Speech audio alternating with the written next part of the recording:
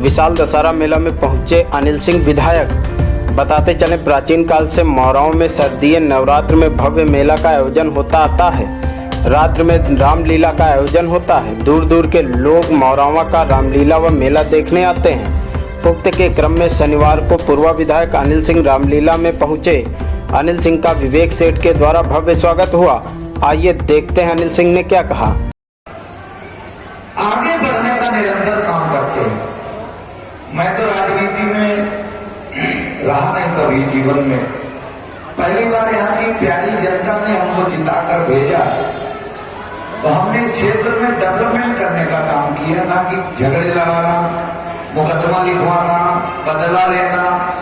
जैसे बहुत सारे लोग हम जब निकलते हैं इसी चौराहे से, इसका कौन सा चौराहा में जहाँ तमाम दुकानें होंगी, और वो जगत जननी जगदम्बिका जिसके सामने हम तुम जीरो है, वो प्रभु श्री रामचंद्र। क्योंकि मुझे लगता है कि जब तक आपके किस्मत में नहीं होता है तब तक कोई चीज मिलती नहीं। कर्म जरूर करने पड़ते हैं।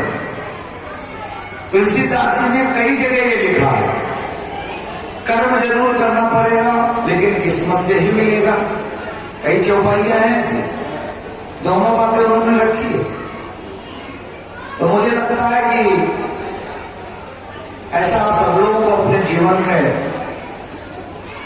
अवतरित करना चाहिए। बहुत सारे मीडिया के लोग हमारे पक्ष में रहते हैं, बहुत सारे विपक्ष में रहते हैं। हम कभी कमेंट ही नहीं करते, नो कमेंट सीने में। ये हम जरूर कहेंगे और इसके बाद अपनी बात खत्म करेंगे। मीडिया के लोगों को धन्यवाद देंगे कि चुनाव आ रहा है, तो चुनाव में जो अच्छा हो खराब हो सब लिखते रहेंगे। कभी कभी टीआरपी खराब से भी मिलने लगती है, तो वो ऐसा लिख दो कि हमारा वैल्यू बढ़ेगा। कोई बहन बेटी के ऊपर आंख नहीं उठा सकता है, उसके साथ वही हस्त्र होगा जो लोगों के साथ होता है। और जो लोग जिस भाषा में बात करेंगे उस भाषा में उसको जवाब भी दिया जाएगा। भाषा में बात करेंगे और वोट के लिए झुकेंगे नहीं, पसंद करेंगे। आप हरा देना हमको, हम घर चले जाएंगे, लेकिन भ्रष्टाचारियों को बख्शेंगे नहीं। और आज रामलीला भी ये भी कहने जा रहे हैं कि हरा लो हमको, दूसरे में नहीं दूंगा दलालो। किसी मंच से बोल के जा रहा हूं सेठ जी, राशन नहीं खाने दूंगा किसी को, कॉलोनी में घूस नहीं लेने दूंगा किसी को। सब मिलकर लोग हमको हरा ना करो, वरना बहुत दुख दिन आने वाले हैं लोगों के, भ्रष्टाचारियों के। अभी तो पावर कम है मेरे पास, मेरे हाथों में कम पावर है। 22 में जिताकर जब भेजोगे ना, तो भ्रष्टाचारी या तो पूर्वा छोड़ दे है या तो भ्रष्टाचार करना छोड़ दे। सालों से चल रही है अनवरत। इससे ये प्रतीत होता है कि हमारे संस्कार कैसे डेवलप हुए हैं। क्योंकि प्रभु रामचंद्र जी के जीवनी को हम लोग अपने जीवन में मर्यादा पुरुषोत्तम श्री रामचंद्र जी के तरीके से ढालने की कोशिश करते हैं कि इतना शक्तिशाली होने के बावजूद, इतना सब कुछ सुसभ्य लैस होने के बावजूद भी प्रभु ने एक हद में रहकर कितने कल्याण के काम किए। ऐसी लीला यहाँ पे चल रही थी, जिससे हमारे जीवन में हम लोग उसको धारण करें और इसी तरीके से हद में रहकर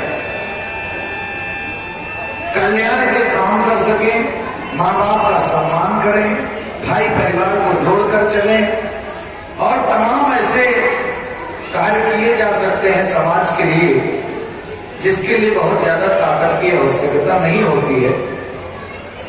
तो ऐसे हमारी इस रामलीला का आज लास्ट तिलक है और कल नाटक है। तो प्रभु श्री रामचंद्र जी का आज राज तिलक था। सब आप सब लोगों ने मेले का और इस रामलीला का बड़ा ही आनंद लिया और पूरा समय दिया आपने। ऐसे सभी जितने भी लोग आज ये 8-9 दिन से लगातार चल रहे हैं, आ रहे हैं, जा रहे हैं, मेले का आनंद ले रहे हैं, हृदय की गहराइयों से वंदन, अभिनंदन और धन्यवाद कहता हूँ। और धन्यवाद कहता हूँ कि इस परंपरा को लगातार हमारे विवेक सेठ जी भाई हैं जो लगातार जब से शुद्ध संवारे हैं ऐसा कार्यक्रम ये ऑर्गेनाइज कर रहे हैं और उनके सानिध्य में ऐसा सिस्टमैटिक। सभी मीडिया के बंधुओं को धन्यवाद दूंगा और सभी जितने भी पुलिसकर्मी प्रशासन के लोग इस मेले में लगे थे उनका भी मैं धन्यवाद दूंगा। और मेरे यहाँ कितनी बड़ी मेला होती है और किसी भी तरीके से घटना नहीं घटती है, ये भी प्रभु रामचंद्र जी की कृपा है। बहुत सारे लोग मानते नहीं है कि सब भगवान नहीं करते हैं। मुझे लगता है कि मेरा मानना है कि बिना उनकी इजाजत के एक पत्ता भी नहीं हिल सकता। ऐसे तमाम लोग हैं, जैसे बहुत सारे लोग कमेंट करते हैं फेसबुक व्हाट्सएप पे कि हमें ढकोसले नहीं मानते हैं, ये नहीं मानते, वो नहीं मानते। जब हवा निकल जाती है तो सबसे पहले वही दंडवत करते मिलते हैं। हमने कई बार लोगों को देखा। जी, जैसा कि आप कहते हैं कि आपके प्रयासों से मोरध्वज की नगरी मौरावा में जो है 100 बेड का अस्पताल जो बन गया है तैयार, लेकिन अभी भी देखा जा रहा है कि अभी जो आम नागरिक है उनका इलाज यहाँ पे नहीं हो रहा है। ऐसा क्या कारण है जो इतना विलम्ब हो रहा है, जब अनिल सिंह स्वयं इसमें लगे हुए हैं पूरी तन मन के साथ? अरे मेरे मित्र, बहुत बहुत धन्यवाद, बहुत अच्छा आपने क्वेश्चन पूछा। महाराज, मैंने इसको सिर्फ कोविड हॉस्पिटल घोषित कराया है। यहाँ पे इसीलिए 1.5 करोड़ का ऑक्सीजन प्लांट लगा है कि जो भी हमारे क्षेत्र में आपातकालीन व्यवस्था, क्योंकि हमको बार बार WHO का वार्निंग आ रही थी कि तीसरी स्टेज बड़ी खतरनाक है, तो उसके तैयारी के अकॉर्डिंग हमने इस हॉस्पिटल को पूरे जिले के तौर पर रिजर्व कर रखा था कि यहाँ पे कोरोना का ही इलाज होगा, जनरल इलाज अभी नहीं होगा। इसलिए ये अभी तक चालू नहीं हुआ है।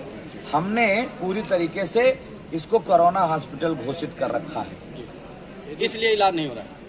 इलाज जो जनरल इलाज नहीं होने का एक टेक्निकल कारण है, कहिए तो मैं बताऊं। हाँ बिल्कुल बताएंगे भाई आपको। इलाज एक से भी एक मिनट, अब ये भी आ गए ना, तो इसको अब आप बोलेंगे तो इसको विधायक जी ने तो उसको कोविड हॉस्पिटल के तौर पे जिस समय आपातकालीन स्थिति थी उसको शुरू करवाया जी। लेकिन इसमें कमी विधायक जी की नहीं मैं बोलूंगा, इसमें कमी मैं बोलूंगा प्रशासन जी, क्योंकि ये प्रशासन की कमी है। और जो इससे पहले जब मैंने इस भूमि को दिया था जी। तो उस समय भी मैंने एक पत्र लिखा था सन 2016 में कि तत्काल प्रभाव से पहले इसका MOU साइन कर भूमि को हस्तांतरित करें, उसके पश्चात यहाँ का कार्य शुरू करें।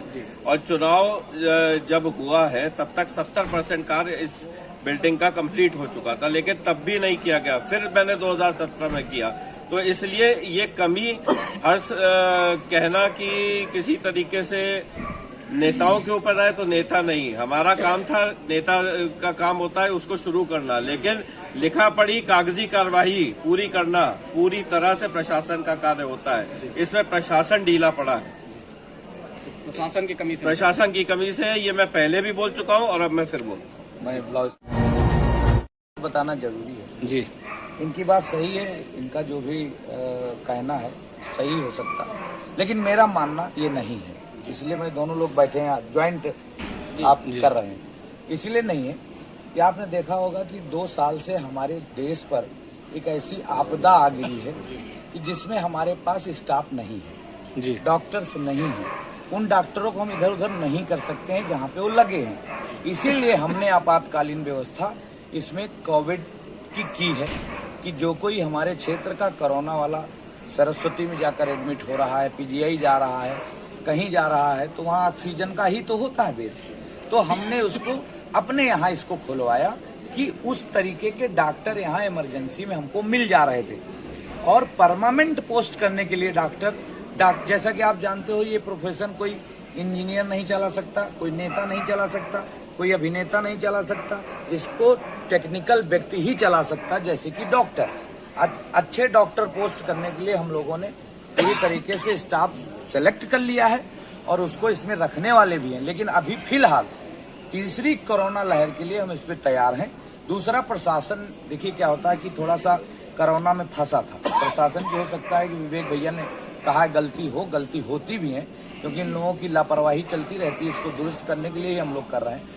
और मैं बधाई दूंगा विवेक भाई को और इनके पूरे परिवार को, जिन्होंने इस पूर्वा विधानसभा के मौरावा टाउन में अपनी पर्सनल जमीन 15 बीघे 20 बीघे हॉस्पिटल को दी है। और ऐसी माननीय मुख्यमंत्री से मांग रखी मैंने कि इनके ही परिवार के नाम पर ये हॉस्पिटल चले और उसका घोषणा हो। दूसरा, हमने ये भी कहा है कि जो एमओयू छूट गया किन्हीं कारणों से, पिछली गवर्नमेंट रही उसमें एमओयू नहीं हो पाया, तो उसके मैं जरूर, मेरी सरकार मतलब इस सरकार में लगातार निरंतर इस पे काम हुआ है।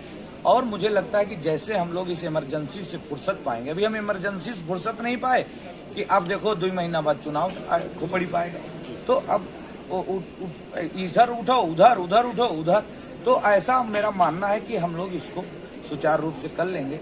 और इनके परिवार को, इनके घर को, हमारे विवेक भाई को, इनको और सांसद जी को हम लोग पूरे क्षेत्र के तरफ से पूर्वा विधानसभा की एक लीडिंग उस पे धन्यवाद दूंगा, बधाई दूंगा कि इन्होंने अपना पूरा जीवन समाज सेवा में लगाया और एक इस पूरे क्षेत्र के लिए संजीवनी का काम किया है। ये पिछले सरकार में ये 70 नहीं है 50% बना था। मैंने इसका निरीक्षण किया था जीतने के बाद, में खुद गया था अकेले, हम और एसडीएम मिलकर, कि देखें कितना हॉस्पिटल काम हो गया, कौन एजेंसी ली है, क्यों लेट है। तो वो बहुत सारा काम था, भाग गए लोग थे जो पिछली कंपनियां जो ली थी, घूस दिए होंगे ज्यादा, जैसा कि मुझे लगा, तो उस भाग गए। फिर मैंने दूसरे को लगाया, इसको पूर्ण करा के मिट्टी भराना, टाइल लगवाना, फर्निशिंग कराना, इस और यहाँ का जो सारा सामान भी शायद खरीदा यहाँ रखा है इसमें। अब डॉक्टर के बिना तो उसको चलाना संभव है, तो डॉक्टर हम हटा नहीं रहे कहीं से। इमरजेंसी तमाम हॉस्पिटल हमने बनाया। आपने देखा होगा कि अभी हमने आर्मी को भी लगा दिया था कि हॉस्पिटल बना तैयार रखो। अभी हम तीसरी लहर के लिए तैयार हैं। अब आप ही मीडिया वाले हो, तीसरी जहां आ गई तो फिर भैया ये होगा वह, ये होगा वह, यह हल्ला से वह हल्ला से। आपसे एक और सवाल हम करना चाहेंगे करिए कि आपके जहां आपका कार्यालय वहां से महज कुछ मीटर दूरी पे एक सामुदायिक स्वास्थ्य केंद्र मौराव में भी है, जिसको दर्जा प्राप्त है। बदहाली ऐसी है कि अगर गरीब आदमी वहां पहुंच जाए तो इलाज नहीं होता है और वहां बाहर की दवाइयां लिखी जाती हैं। क्या माननीय विधायक जी के द्वारा इस क्षेत्र में भी कदम उठाया जाएगा? आपको पता नहीं है, मैंने 3 डॉक्टरों के खिलाफ लिखा पढ़ी कर दी है और उनको बैड एंट्री मिली है। एक तो कोई रचना यादव करके महिला है जी, जो किसी विधायक की बेटी हैं या किसी एमएलसी की पूर्व सरकार की, तो उनका फोन भी मेरे पास आया था कि अरे विधायक जी आप मेरी बेटी है, आपने इसके खिलाफ इतना लिखा पढ़ी कर दी। तो हमने कहा भाई आप हॉस्पिटल चलाने आई हैं तो हॉस्पिटल चलाइए ना, क्यों नहीं चला रही? तो उनका ये हाल था। लेकिन हमने 3 डॉक्टरों के खिलाफ लिखा पढ़ी की है और अब जो भी दिक्कतें हैं हमने ये मांग रखी मुख्यमंत्री जी से, ये पूरा का पूरा हॉस्पिटल शिफ्ट कर दिया जाए इस नए हॉस्पिटल में। यहाँ के सारे डॉक्टर, सारे लोग उसी में चले जाएं ताकि वो हमारा चलाया जा सकते हैं। अतिरिक्त स्टाफ लाकर वहाँ पोस्ट कर दें। जब हमारा इतना बड़ा हॉस्पिटल है तो हमें नहीं लगता कि इसकी जरूरत है यहाँ पे। विधायक जी जब होगा तब होगा भी, जैसा कि आप बताया कि अभी इसमें थोड़ा विलम्ब होगा। आप अगर सीएससी की मैं बात कर रहा हूँ, मौराव सीएससी की, उसकी जो बदहाली है, जैसे डॉक्टर हमेशा बाहर की दवा लिखते हैं और आपकी, क्योंकि आप मौरावा में ज्यादा रहते हैं, लोग ये समझ चाहते हैं कि विधायक जी हमारे मौराव में है तो वहाँ अच्छी सुविधा मिलेगी। लगभग 42 आदमी का स्टाफ है यहाँ इस सामुदायिक स्वास्थ्य केंद्र में। कहने को सामुदायिक स्वास्थ्य केंद्र का दर्जा प्राप्त है, लेकिन यहाँ हमको लगता है कि प्राथमिक से भी व्यवस्था गड़बड़ है। ऐसा नहीं है। अब आप आरोप लगा सकते हैं, आप मीडिया के लोग हैं, आप नहीं आरोप नहीं लगा रहे हैं विधायक जी। मतलब आप अपनी बात कह सकते हैं, हम भी अपनी बात कहते हैं। आप 3 बजे के बाद दोनों लोगों की बातें हो सकता है कंट्रास्ट हो, तो उसके लिए भी कोई ऐसा मुझे सफाई नहीं देना है। सवाल जो आपने पूछा उस सवाल का मैंने जवाब दिया है। डॉक्टर ऐसी व्यवस्था है कि अगर मैं अचानक चेक करने जाऊं, कुछ कहूं, इस्तीफा लिए खड़े हैं और उस इस्तीफा को कौन झेलेगा? आपने कोविड में देखा होगा, खूब आप लोगों ने चलाया कि पूरे उन्नाव जिले के डॉक्टरों ने इस्तीफा देने की धमकी दी। अब बताइए इमरजेंसी में मैं क्या करूं? किसी डॉक्टर के खिलाफ कार्रवाई करूंगा? मेरा सहयोग करो, दूसरे दिन से ये लोग सब ठीक हो जाएंगे। लेकिन आप लोग ही हम अब जाएं अभी तो कहो कि अरे विधायक गया गुंडई किया, डॉक्टर को उल्टा पुल्टा कहा, तो कैसे चले, ऐसे चले वैसे चले, अगर बताओ जैसे बताओ वैसे चले। आपने देखा होगा अभी एक सचान डॉक्टर है पुरवा में, देखा होगा, मैंने उसको ट्रांसफर कराया, वो 15 साल से यहाँ जमा हुआ है और उस जमे हुए के साथ साथ सारे जितने मरीज हैं वो अपने हॉस्पिटल भेजता है, शांति के या साई क्लिनिक। मैंने उसका ट्रांसफर कराया, 1000 लोगों ने सिफारिश लगाई है उसकी। आप बताओ, कह रहे हो कि कार्रवाई कराओ, एक ही कार्रवाई कराई तो इतनी आफत है। एक डॉक्टर हर उस पे जो मौरावा से लिखकर थाने से जाता है डॉक्टरी कराने, पैसे मांग रहा था, उससे हमारे एक कार्यकर्ता ने झगड़ा कर लिया, मुकदमा मेरे कार्यकर्ता के ऊपर लिखा गया, मैंने भी उसके खिलाफ लिखवाया, उसके खिलाफ जांच बैठाई। और उन तमाम ऐसे डॉक्टरों से आप कैसे लड़ेंगे? अगर आप लड़ेंगे तो छोड़ने की धमकी दे रहे हैं, तो हमारा तो एकदम चरमरा जाएगा, हड़ताल कर देंगे एकदम। इसलिए उनको हम लोग लिखा पढ़ी के हिसाब से ही काम कर रहे हैं और उनके बिना सुई लगाई ना हमरे लगाए हो जाए तो हम 10-20 आदमी बैठा दे, दिन भर सुई लगावे या दवाई दिए। दवाई की कमी नहीं, सुई की कमी नहीं, कोई भी किसी प्रकार की कमी नहीं। लेकिन जो लगाने वाला है अगर गुस्सा जाएगा तो फिर वो पता चले कि कोह टेकाडान के बजाय कौन इंजेक्शन ठोंक दे तो और दिक्कत हो जाएगी। तो आप लोग सहयोग करें मीडिया के लोग तो 2 दिन में ठीक हो जाइए, तीसरा दिन न लागी। तो अब इनसे तो प्यारे से काम लेना पड़ेगा, जैसे मीडिया वालों से प्यार से ही काम ना लेना पड़ता है भाई। अगर कुछ बोले तड़ चालू, ये देखो बिगड़े बोल, ऐसा मेरा मानना है। तो बहुत बहुत धन्यवाद आपको।